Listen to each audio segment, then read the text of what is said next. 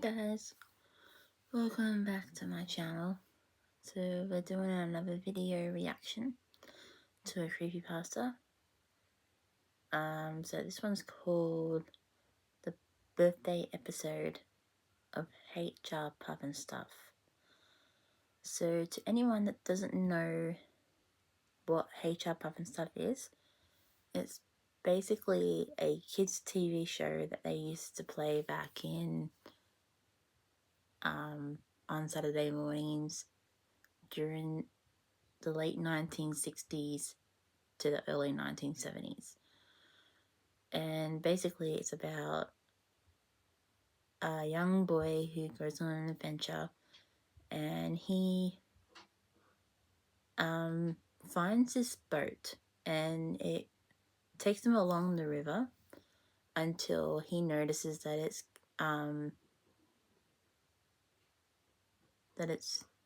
taken over by a witch by the name of Witchy Poo, sorry. And so basically, while she was, rocking this boat back and forwards, this big dragon creature named HR Pufnstuf sees what's going on to this young boy, and he tells his friends, and he goes over to the river to help the young boy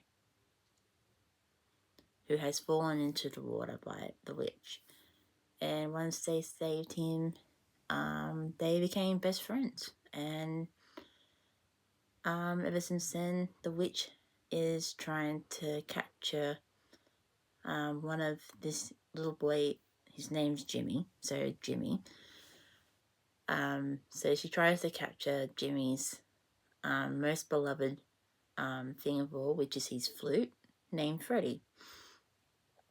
So that way she can put the flute away for as a collection. And I mean, I grew up watching it. I wasn't born back in those days. No, I'm a 90s kid. And my brothers used to watch it, I believe. And because we had VHS tapes of it, and ever since I started watching it, I thought it was so funny, but at the same time, a bit weird. It's like, I don't know why it was weird, but someone said it was weird. But to me, I don't think it's that weird. I believe it's just a fun show that has very funny characters, and they're very helpful to when their friends are in trouble, and it's just an amazing show. And it basically run from 1969 to 1970, and I must say I absolutely loved this show. It was like an adventurous, magical fantasy show, and so yeah, so this will be interesting to watch. So it's like a lost episode or something. I don't know. But we will find out. So I haven't got any snacks, but I'll let you guys, if you want to go and get your snacks and your drink. I've got a drink. I've got a bowl of water. That's only a quarter. I've been drinking a lot lately. But I'll give you guys a couple of minutes to go and get your snacks and your drinks. So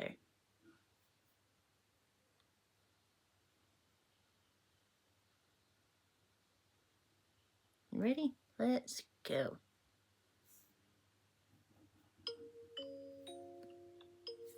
Turn it up a little bit. I shouldn't be writing this down.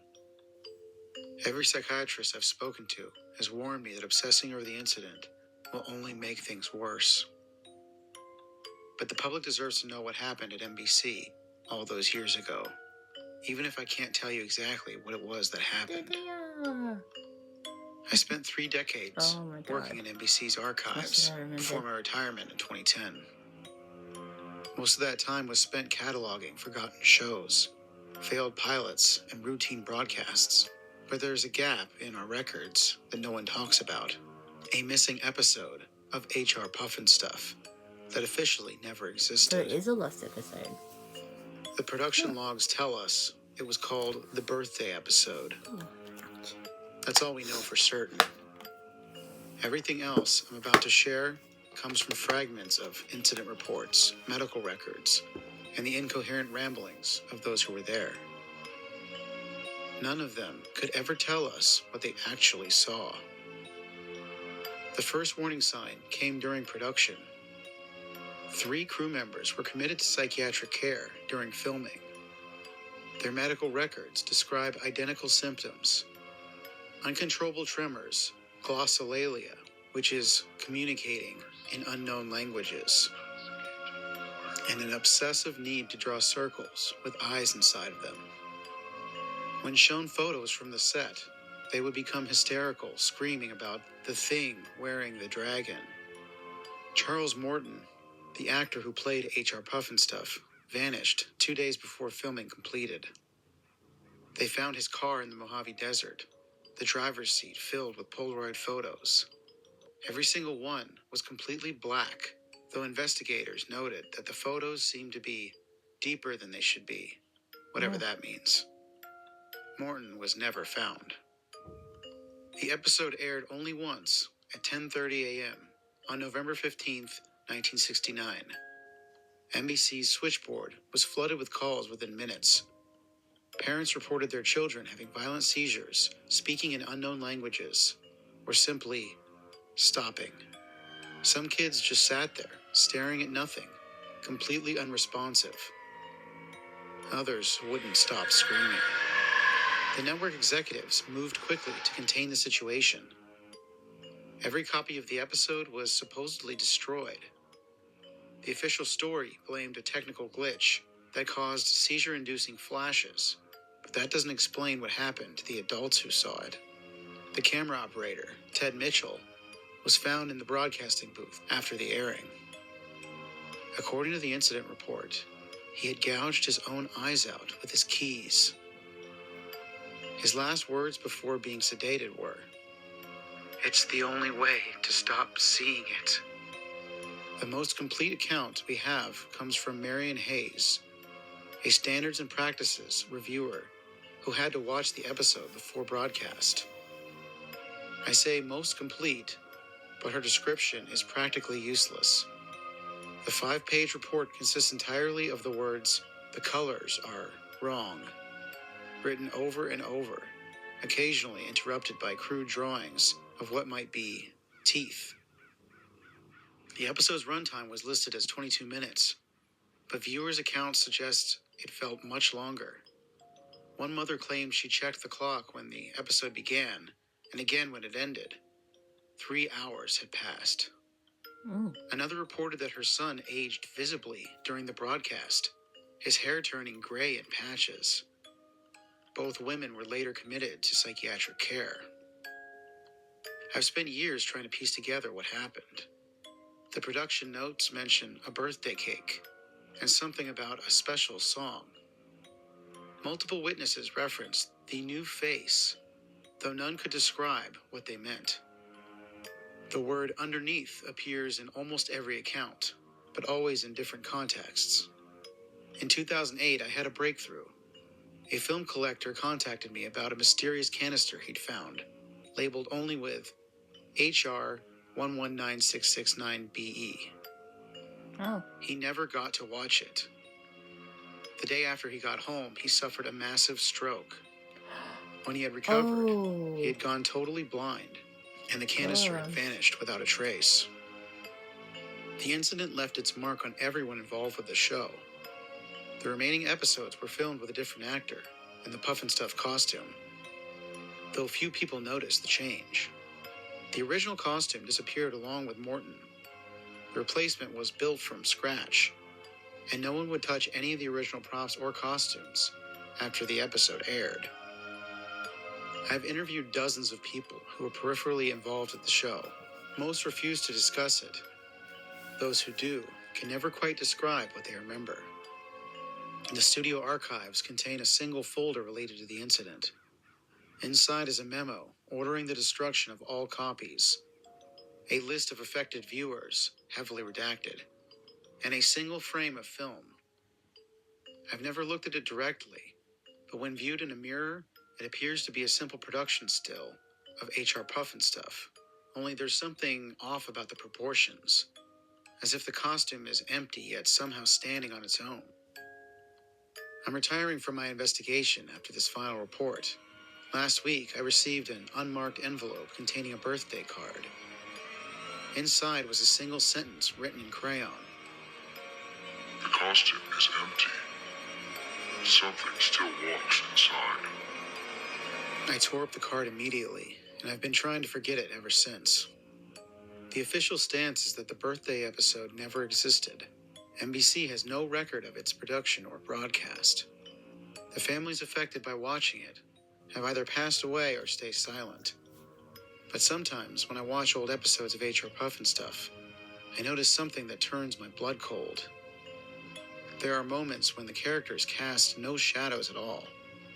Yet, in the same scenes, if you look at the back wall of the set, you can see the shadow of something much larger standing just off camera. Its proportions all wrong for any puppet costume used in the show. Oh, I don't know what was in that episode. Nobody does. Not anyone who's still sane enough to tell us. But I know this. Something came through our televisions that day in 1969. Something that was never meant to be seen by human eyes. And somewhere out there, in a forgotten storage room or private collection, oh, that's a better. film canister contains 22 minutes of footage that drove dozens of people mad. This document was found in the personal effects of former NBC archivist William Parker. Parker disappeared in 2018 after reporting that his television had started turning itself on at 10:30 a.m. every day. His final journal entry mentioned hearing children singing Happy Birthday through his Oh, God. walls, even though he lived totally alone. That is, oh my God.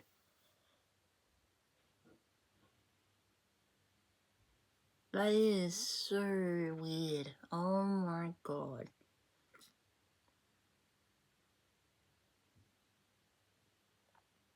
That is, oh my God, that's so creepy. Oh my God.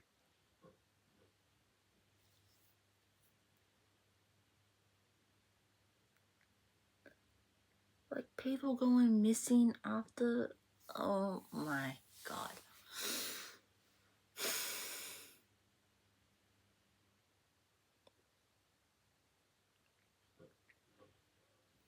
That is crazy.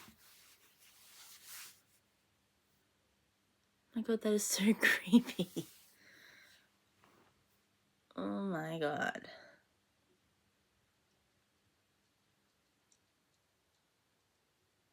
Oh my God, just me hearing cat's footsteps going past, it's just creeping me out. Oh my God. That is so crazy. My God. Well, that's the end of this video. I hope you guys enjoyed watching this video, and I hope you enjoyed enjoyed my reaction as well. If you want to watch any HR Pufnstuf episodes, like real episodes, you can watch them on YouTube. So they got like episodes on there. And yeah, I must say it's an incredible show. Some people say like it's a bit weird, it's a bit strange. Like these puppets that just dance around like anything, and they're on a living island, but they look creepy to me. I'm just like, they look look happy. Basically, they look happy. It looks like a fantasy. It looks like a fairyland. Just covered with monsters, basically. And it's just, yeah.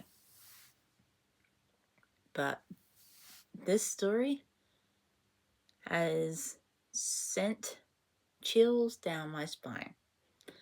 Like, honestly, it's a fantastic story. It is great for Halloween. My god. Yeah. So. Oh. Like, gosh, that was an incredible story. It was fantastic. Well, I hope you all enjoyed this video. Thank you for watching. And I hope you enjoyed seeing my reaction to it. If you have any other videos that you would like me to react to, feel free to leave them in the comments. I mean, I would love to see what other ones there are out there that you would like me to react to. And yeah. And if you guys would like to see more videos, feel free to subscribe and turn on that notification bell so you can see when I upload videos. And if you like to, leave a like if you like the video. And yeah, I hope you all have a fantastic day. Stay happy, be positive, and stay awesome. And I will see you guys in the next video.